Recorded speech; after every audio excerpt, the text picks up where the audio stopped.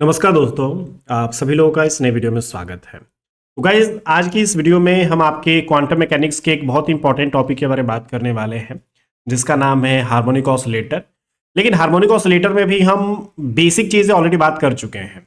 जो भी आपका 1 डायमेंशनल, 2 डायमेंशनल और जो 3 डायमेंशनल आपके हार्मोनिक ऑसिलेटर थे, उनका जो एनर्जी है, उनका जो एक तरह से डीजनरेसी का फॉर्मूला है, सब कुछ हम बात कर चुके हैं। उन पे क्वेश्चंस भी सॉल्व कर चुके हैं। ठीक है, आपको अभी कुछ देर में अभी फ्लैश होगा ऊपर, इसके जस्ट ऊपर आप इसमें जाके देखिएगा, आपको वीडियो मिल जाएगी, उसको पूरा देख लीजिएगा। उसके बाद इसको देखिएगा अगर आपने उसको नहीं देखा है तो। ठीक है, क्योंकि सारे बेसिक्स आपके ऑलरेडी बताए जा चुके हैं, तो आप उसको क्लियर कर ले, उसके बाद ही इस वीडियो को देखिएगा। क्योंकि इसमें जो चीज़ें हम करने वाले हैं थोड़ा सा एडवांस होगा गाइस, ठीक है ना। ये जो आपका टॉपिक है हार्मोनिक ऑसिलेटर का, जो ये पार्ट है, आप इसको देखेंगे बहुत बार आपके एग्जाम्स में पूछा जाता है, जिसमें कि आपका हार्मोनिक ऑसिलेटर का जो भी वेव फंक्शन बोल सकते हैं, आइगन फंक्शन बोल सकते हैं आप इसको। ठीक है, और इसका जो यूज होता है ना गाइस, डायरेक्टली क्वेश्चन सॉल्व करने के लिए भी किया जाता है, या फिर आपसे हो सकता है कि डायरेक्ट वेव फंक्शन में पूछा जाए, क्योंकि इतना आसान तो है नहीं। तो कई लोगों के लिए कंफ्यूजिंग भी हो जाता है, तो इसीलिए इसको याद करना पड़ेगा। कुछ क्वेश्चंस इसके साथ अगर आप प्रैक्टिस कर लेंगे तो आपका ये फॉर्मूला याद हो जाएगा, इसकी वैल्यू आपके दिमाग में बैठ जाएगी। ठीक है, और ये जो आपका फॉर्मूला है ना गाइज, ये हर्माइटी पॉलिनोमियल के साथ मिला के इसको यूज करके सॉल्व किया जाता है। तो आपके पास जो इसका वेव फंक्शन है और जो आपका स्पेशल फंक्शन है, दोनों का कंबाइंड वर्जन हमें देखने को मिलता है। तो इस कारण से थोड़ा सा डिफिकल्ट हो जाता है, तो इसको हम आसान बनाएंगे। ठीक है, वीडियो को आप लोग पूरा देखिएगा, हर एक जो चीज मैं बताने वाला हूं थोड़ा सा ध्यान से सुनिएगा, क्योंकि क्वेश्चन यहां से आ सकते हैं गाइस। ठीक है, तो चलिए वीडियो को स्टार्ट करते हैं। वीडियो में लास्ट तक बने रहिएगा, अपने दोस्तों के साथ भी शेयर कर दीजिएगा, और अपने इस चैनल को सब्सक्राइब करना बिल्कुल भी मत भूलिएगा। चलिए स्टार्ट करते हैं। देखिए, सबसे पहले थोड़ा सा कुछ बेसिक भी आपको थोड़ा सा मैं बता देता हूं। ठीक है, वैसे हम बात यहाँ पे किसकी करने वाले हैं, जो आपका हार्मोनिक ऑसिलेटर है, या फिर मैं यहाँ पे सिंपली लीनियर हार्मोनिक ऑसिलेटर बोल सकता हूं। ठीक है, हमारा जो लीनियर हार्मोनिक ऑसिलेटर होता है गैस, आप जानते हैं इसका जो एनर्जी होता है ये कुछ इतना होता है। ठीक है, E n is equal to n plus 1/2 h cut omega, या फिर एच क्रॉस ओमेगा जो आप बोल सकते हैं। ये जो एच कट या फिर एच क्रॉस जो आपका होता है गैस, इसको हम रिड्यूस्ड प्लैंक कांस्टेंट बोलते हैं।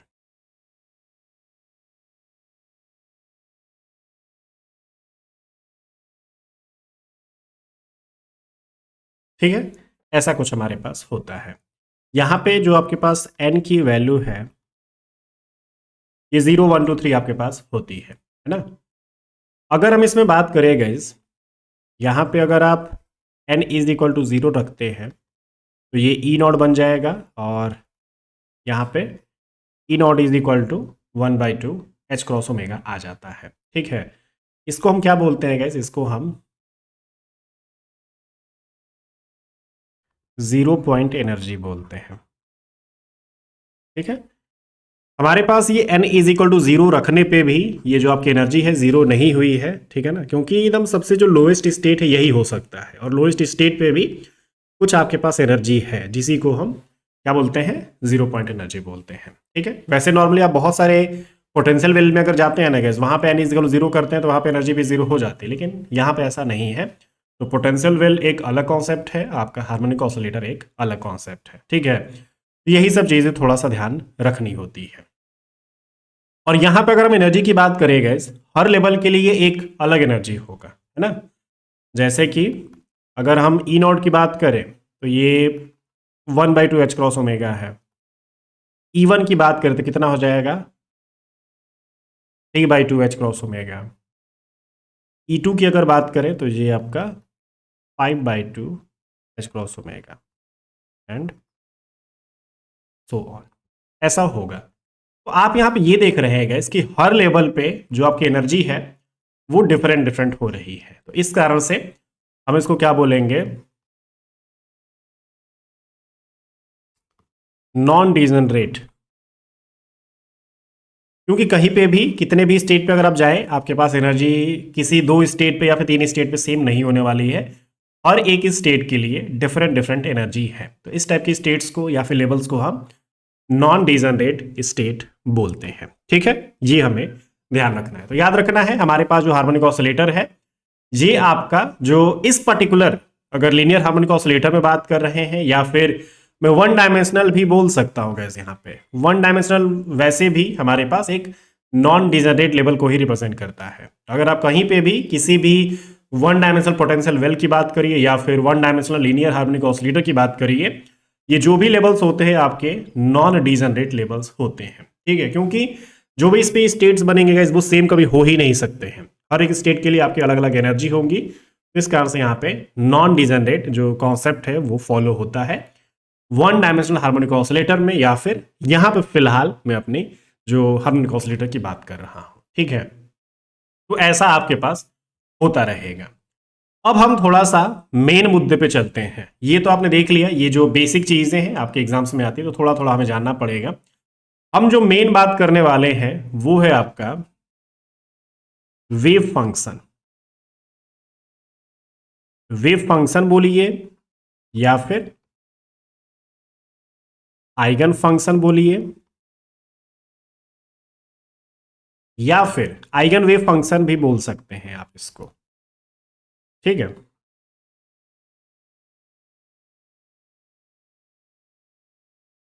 जी आपका है। ठीक है, तो जो भी आपके पास आइगन फंक्शन है वो हमारा किससे रिप्रेजेंट किया जा सकता है गैस, वो भी किसके लिए, और डिस्क्रीट एनर्जी आइगन वैल्यूज के लिए।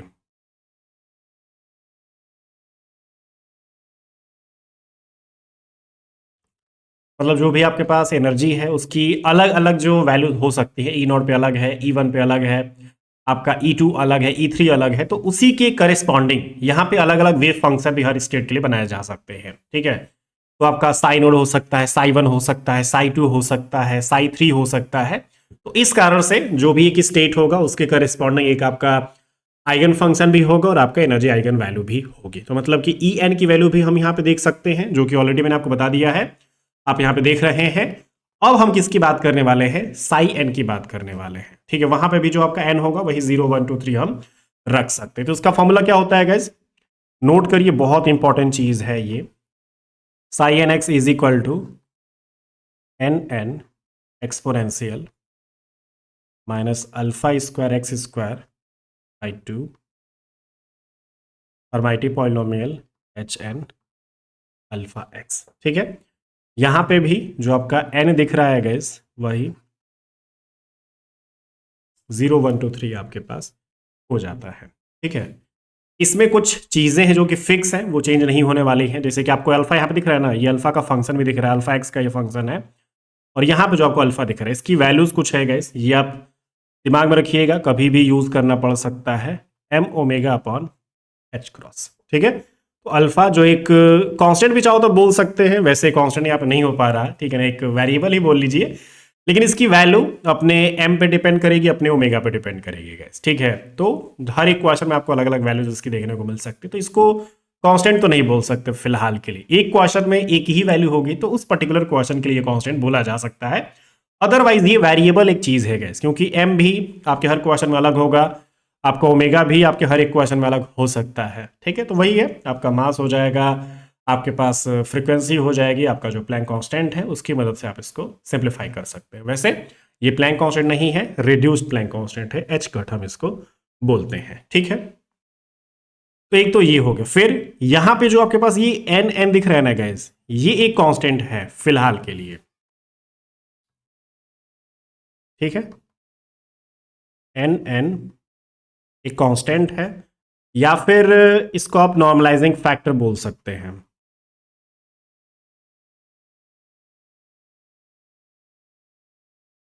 ठीक है, अगर हम इस वेव फंक्शन को नॉर्मलाइज करने चलते हैं, वही जैसे आपका नॉर्मलाइजेशन किया जाता है उसके थ्रू अगर उसको नॉर्मलाइज करते हैं, तो हम यहाँ पे जो अपना एन एन दिख रहा है, ये जो नॉर्मलाइजिंग फैक्टर है, इसकी वैल्यू को कैलकुलेट कर सकते हैं गाइस। ठीक है, तो नॉर्मलाइजेशन करने के बाद हमारे पास इसकी वैल्यू कितनी आती है,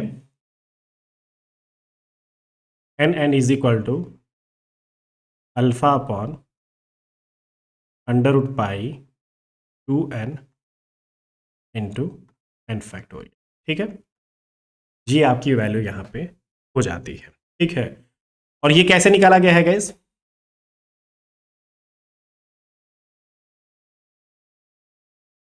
after normalizing to the unity. ठीक है, तो वही नॉर्मलाइज करके ही हमने इसकी वैल्यू को कैलकुलेट किया है। तो हम यहाँ पे ये सब चीज़ों के बारे में बात नहीं करने वाले, डेरिवेशन इसका नहीं करने वाले हैं। बस अभी आप फिलहाल यहाँ पे इसका फॉर्मूला याद कर लीजिए। ठीक है, अगर आपको डेरिवेशन चाहिए होगा तो बता दीजिएगा, हम आगे कभी उसकी वीडियो बना देंगे आपके लिए, अलग से वो अपलोड कर देंगे। ठीक है, लेकिन फिलहाल के लिए आपके एग्जाम में ये चीज़ें पूछी जाएंगी, हमें ये याद रखना है। तो अगर मैं एन को यूज कर लेता हूं, देखिए अल्फा की वैल्यू मैं बता चुका हूं, तो आप अल्फा यहाँ पे चाहे तो रख भी सकते हैं या फिर ऐसे भी काम चला सकते हैं फिलहाल के लिए। तो एन की वैल्यू जो नॉर्मलाइजिंग फैक्टर है या फिर जो कांस्टेंट, इसकी वैल्यू कितनी है? Alpha upon under root pi 2 की पावर एन फैक्टोरियल, इसकी पावर क्या है? 1/2 है गैस यहाँ पे। ठीक है, अब आपके पास जो अपना वेव फंक्शन है, जो final normalized harmonic oscillator wave function,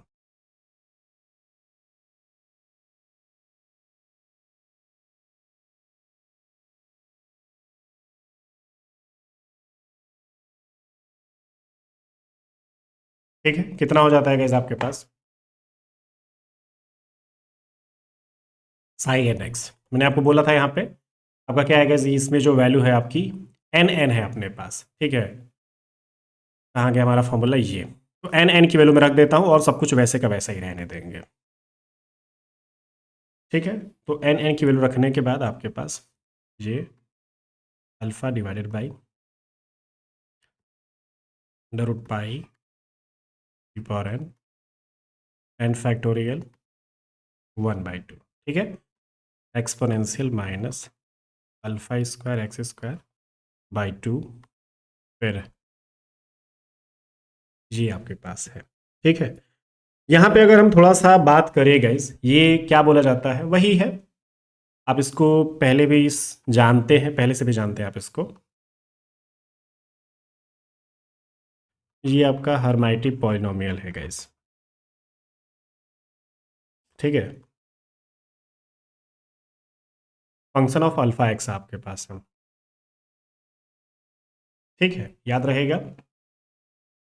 अब देखिए अभी आपके पास ये जो वैल्यू है कंप्लीट नहीं हुई है गाइस। ठीक है, क्योंकि हो सकता है कि ऐसा क्वेश्चन आ जाए, ये तो बात की बात है, डायरेक्टली भी आ सकता है, लेकिन अभी हमारा जो वैल्यू है कंप्लीट नहीं हुआ है, अभी हमें इसको सिंप्लीफाई करना पड़ेगा।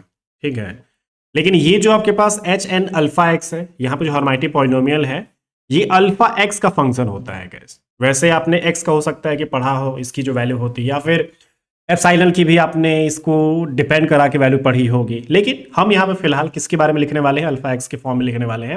लेकिन पहले इसका मैं जनरल फॉर्मूला आपको बता देता हूँ इसकी कैसे हम इसको डिजाइन कर सकते हैं। देखिए ये जो आपका वैल्यू है, ठीक है, जो आपका साई एन एक्स है, कैन बी सिंप्लीफाइड, ये सिंप्लीफाई किया जा सकता है using values of h n alpha x, या फिर एक पर्टिकुलर मैं वैल्यू यूज करके इसको सिंप्लीफाई कर सकता हूं। ठीक है, तो इसी को यूज करके हम सिंप्लीफाई कर सकते हैं। पहले हम इसका एक फॉर्मूला देखते हैं जिससे कि अपने इस पॉलिनोमियल की वैल्यू निकालने में थोड़ी सी आसानी हो जाएगी। तो इसका फॉर्मूला क्या होता है, कैसे हम इसको डिफाइन करेंगे? हमारे पास एक फॉर्मूला है जो कि हम हमेशा अपना यूज करते हैं। वो क्या फॉर्मूला है? -1 की पावर n। ठीक है,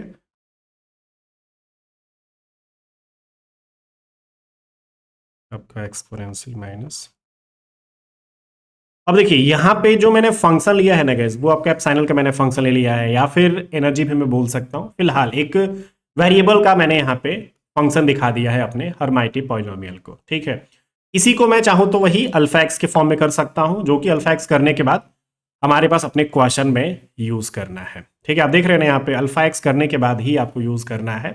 तो ये यहीं से होके आया। इसकी वैल्यूज कुछ आपको मैं बता देता हूँ, जैसे कि अगर आप मान लीजिए n is equal to zero करते हैं, ठीक है, तो आप n इज इक्वल टू यहाँ पे जीरो रख देंगे, हर जगह n की जगह पे जीरो।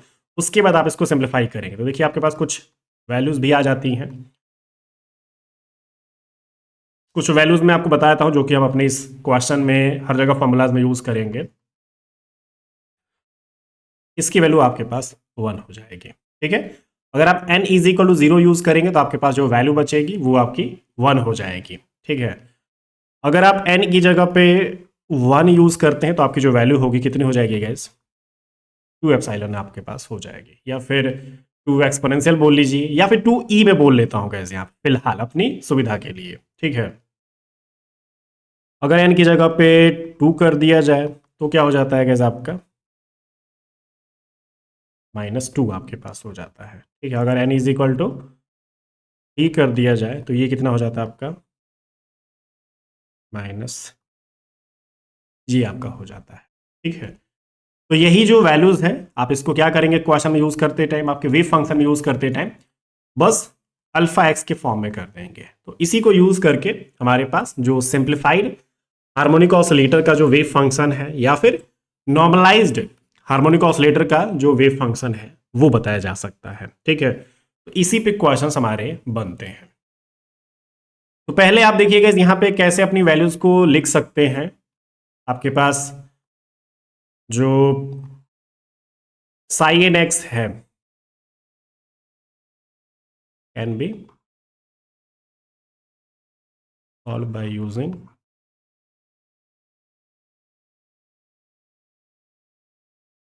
ठीक है, तो इसी को यूज करके हम इसको सॉल्व करने वाले हैं।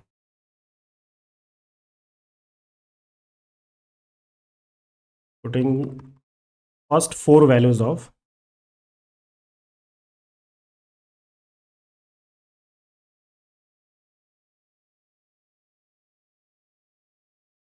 इनटू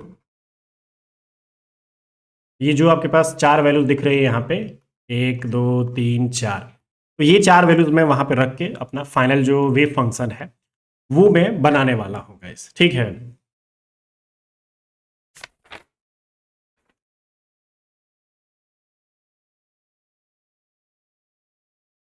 आप भी वैसे ट्राई करिए गाइस यहाँ पे इसकी जो वैल्यूज है कैसे बन सकती हैं। तो सबसे जो लोएस्ट वैल्यूज हैं, द लोएस्ट और नॉर्मलाइज्ड आइगन फंक्शन। ठीक है, क्या क्या वैल्यूज हैं आपके पास? देखिए, जब आप n is equal to zero रखेंगे हमारे पास, और h नॉट वाली जो वैल्यू है जब हम यहाँ पे रख देते हैं, आपकी इसमें वैल्यूज हम जब रखने वाले तो फाइनल इसका जो सिंप्लीफाइड वर्जन है आप इसको डायरेक्टली रख के सिंप्लीफाई करिए, एक एक वैल्यूज को रख के सिंप्लीफाई करिए। अपने एप्सिलॉन की जगह पे वहां पे अल्फा एक्स रख के उसको रखेंगे, तभी आपके पास ये वैल्यू आ रही है। मैं डायरेक्टली यहाँ पे लिख रहा हूँ, ठीक है ना, क्योंकि हमें डायरेक्ट ही अभी फिलहाल जरूरत है। आप इसको होमवर्क में खुद से कर सकते हैं, सेल्फ स्टडी के तौर पे आप इसको सॉल्व करिए। ठीक है, तो क्या वैल्यू आ जाती है गाइस यहाँ पे? Alpha upon under root pi की पावर 1/2।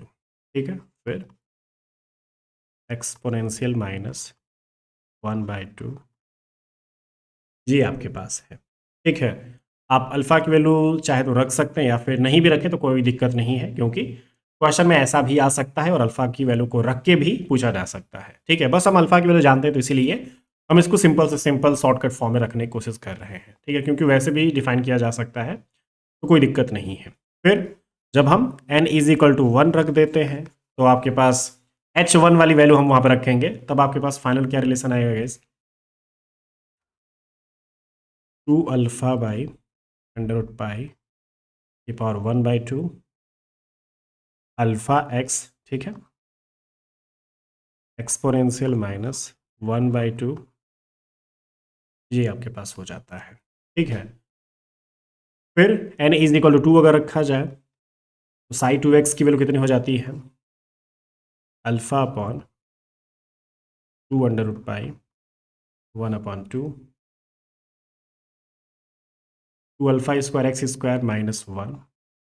वही है रिलेशन गाइस, बस हमने अल्फा एक्स रख दिया है। देखिए साफ साफ दिख भी रहा है आपको, और हमने कॉमन भी ले लिया है यहाँ पे। 4 एप्सिलॉन स्क्वायर माइनस 2 दिख रहा था, तो वही है 2 आपका कॉमन हो चुका है। फिर इसके साथ पहले टर्म के साथ थोड़ा सा सिंप्लीफाई हमने करने की कोशिश करी है, तो बस यहाँ पे वही हो रहा है और कुछ भी नहीं हो रहा है गाइस, ठीक है। तो ये बहुत ही बेसिक चीज़ हमने इसको बना दी है, अब कोई भी कंफ्यूजन आपको नहीं होगी, ठीक है। ये इतना आपके पास हो जाता है। फिर थर्ड वाला, जब एन इज इक्वल टू अगर आप ही रखते हैं तो आपकी वैल्यू कितनी आ जाती है, अल्फा अपॉन 3/पाई इसकी power 1/2 two alpha cube x cube minus 3 alpha x. ये कौन सा वाला पोर्सन था गाइस, ये आपका वही 8 - 12 वाला जो पोर्सन था, ठीक है। 8 एप्सिलॉन क्यूब माइनस 12 एप्सिलॉन था ना आपके पास, तो वही चीज़ है वहाँ पे एप्सिलॉन की जगह पे या फिर एप्सिलॉन की जगह पे हमने अल्फा एक्स रखा है, इसी को सिंप्लीफाई कर दिया है। और अगला वाला पोर्शन क्या बन जाएगा आपका माइनस, ये आपके पास हो जाता है, ठीक है। तो ये आपके वेव फंक्शंस हैं कुछ स्टार्टिंग वाले, जो नॉर्मलाइज्ड आइगन फंक्शन है, वो कुछ ऐसा आप रिप्रेजेंट कर सकते हैं। ये आपके क्वेश्चन में डायरेक्टली भी दिया जा सकता है गाइस, आपको चेक करना होगा कि आपके जो वेव फंक्शन दिए गए हैं क्या वो सही हैं या फिर गलत है, ठीक है। और ये याद रखिएगा, ये जो भी आपके वेव फंक्शन से बात कर रहे हैं ना गाइस, ये सारे के सारे क्या है आपके नॉर्मलाइज्ड हैं गाइस। तो अगर आपको कभी भी क्वेश्चन में आता है आपका प्रोबेबिलिटी निकालना या फिर एक्सपेक्टेशन वैल्यू निकालना, तो आपको याद रखना है हमें इसको नॉर्मलाइज करने की जरूरत नहीं है, या फिर मेंशन करके आएगा कि ये जो आपका वेव फंक्शन नॉर्मलाइज है, तो उस टाइम करने की जरूरत नहीं है, क्योंकि नॉर्मलाइज करेंगे भी तो कोई फर्क नहीं पड़ेगा, उसकी वैल्यू वैसे भी 1 हो जाती है, ठीक है। तो ये चीज है। अब देखिएगा इस यहाँ पे ना, इसका एक और भी बहुत बढ़िया एक रिलेशन बनाया जाता है, एक तरह से एप्लीकेशन आप उसको बोल सकते हैं, ठीक है। इवेल्युएशन ऑफ आपका एक्स का एवरेज, एक्स स्क्वायर का एवरेज, पी का एवरेज एंड पी स्क्वायर का एवरेज, ठीक है।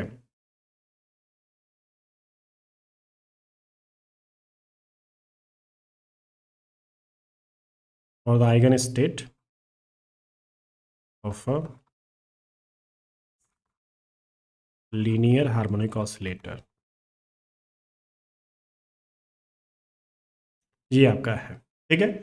तो वही है हमारे पास, ये डायरेक्टली वैल्यू भी आ जाती है गाइस, आ जाएगी आपके एग्जाम में। एक्स स्क्वायर का एवरेज कितना हो सकता है, पी का एवरेज कितना हो सकता है, और आपका पी स्क्वायर का एवरेज कितना हो सकता है। ये एवरेज बोलो या फिर एक्सपेक्टेशन वैल्यू बोलो गाइस, ठीक है ना, आपको डायरेक्टली अपने क्वेश्चंस में यूज करना है। तो ये हम किसका यूज करके एक्सपेक्टेशन वैल्यू निकालने वाले हैं, अपना जो हार्मोनिक ऑसिलेटर है उसके वेव फंक्शन को यूज करके हम इसका यहाँ पे एक्सपेक्टेशन वैल्यू या फिर एवरेज वैल्यू निकालने वाले हैं। वैसे हमने इस टाइप के जो क्वेश्चंस हैं, जैसे कि एक्स हो गया, एक्स स्क्वायर हो गया, हमने इनका जो एवरेज है पोटेंशियल वेल में भी 1 डायमेंशनल आपका जो पोटेंशियल वेल था उसका जो वेव फंक्शन था उसकी मदद से इनकी एवरेज निकाल रखे हैं। लेकिन अब हम थोड़ा सा एडवांस करने वाले हैं, और वो भी किसकी मदद से, लीनियर हार्मोनिक ऑसिलेटर या फिर हार्मोनिक ऑसिलेटर वाले वेव फंक्शन की मदद से हम इनका एवरेज निकालने वाले हैं। तो ज्यादा एवरेज में कुछ वैल्यूज नहीं है गाइस, ठीक है ना, वैल्यूज को बस आप याद कर लीजिए, आपके लिए बहुत आसान हो जाएगा। तो सबसे पहला,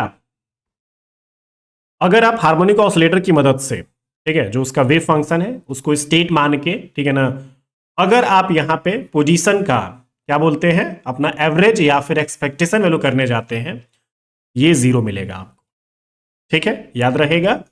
फिर अगर आप अपने मोमेंटम का भी एवरेज करने जाते हैं तो ये भी कोई नई चीज नहीं होगी, ये भी 0 होगा। तो फर्स्ट वाला अगर पोर्शन देखा जाए एक्स या फिर पी, इनका जो एवरेज है गाइस वो आपका 0 है। लेकिन जैसे इसका हम पावर बढ़ाते हैं, जैसे कि इसका ये थर्ड कर लीजिए आप इसको, ये एक्स स्क्वायर, इसकी वैल्यू क्या हो जाती है गाइस आपके पास, n+1/2 h cross upon m omega, ठीक है, ये आपके पास हो जाता है। और फिर पी स्क्वायर का एवरेज कितना हो जाता है गाइस,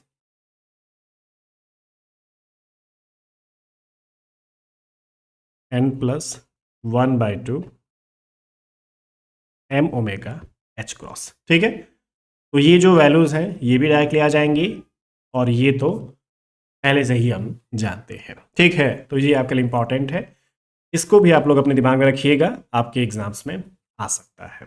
ठीक है, इसके बाद अगर हम बात करेंगे यहाँ पे जो पैरिटी है, ठीक है ना, parity of eigen function. Question आपका आइगन फंक्शन जो पैरिटी है उससे भी रिलेटेड बन सकता है, ये भी याद रख लीजिएगा, क्या दिक्कत है हमें। ठीक है, तो इसकी जो पैरिटी है वो डेफिनेट है, ठीक है ना, एकदम कोई इसमें दिक्कत नहीं है, डेफिनेट पैरिटी इसके पास होती है। लेकिन आपकी इवन पैरिटी कब होगी?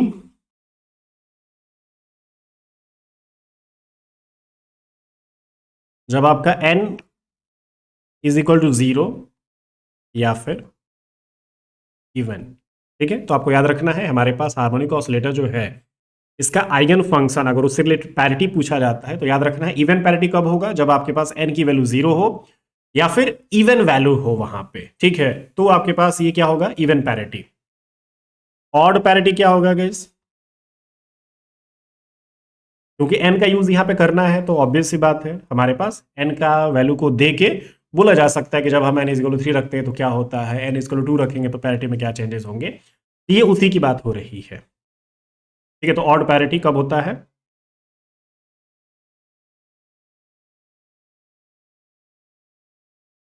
ठीक है, तो ये आपके पास पैरिटी से रिलेटेड भी चीजें पूछी जा सकती हैं, याद रहेगा। तो ये हमारे पास चीजें हैं, उम्मीद है आपको अपना जो हार्मोनिक ऑसिलेटर है उससे रिलेटेड सब कुछ पता चल गया है। अभी इसमें हम और भी चीजें करेंगे गाइस, ठीक है ना। आज इस लेक्चर में इतना ही रहने देते हैं।